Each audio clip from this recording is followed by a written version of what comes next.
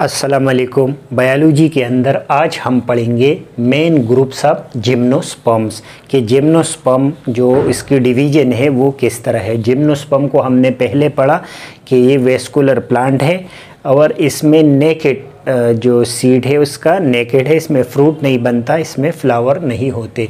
इसके दो टाइप है, नंबर 1 कोनिफर्स है, कोनिफर्स, और नंबर 2 साइकेड्स है। कोनिफर्स को कोनिफर इसलिए बोलते हैं कि इसके अंदर कोन जो है वो प्रोड्यूस होता है और कोन के अंदर फिर मेल और फीमेल गेमेटोफाइट बनते हैं, तो कोन बियरिंग प्लांट है, इसीलिए इसका नाम कोनिफर है। नेटिव टू टेम्परेट रीजन, ये टेम्परेट रीजन के अंदर बहुत ज़्यादा होते हैं, जैसे हमारा पाकिस्तान है, क्योंकि ये टेम्परेट रीजन है। इसमें जो गर्मियों में गर्मी होती है, सर्दियों में सर्दी होती है और स्प्रिंग में इसके अंदर मॉडरेट सीजन होता है, तो इसलिए इसको टेम्परेट जोन भी कहते हैं, टेम्परेट रीजन भी।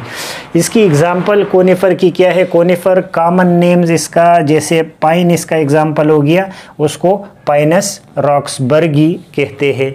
सेडार है सेड्रस ड्यूडारा, फिर है एबिस पेंड्रो, स्प्रूस है पाइसिया स्मिथियाना, और रीव है टेक्सस बकेटा, ये इसके एग्जाम्पल है कोनिफर के।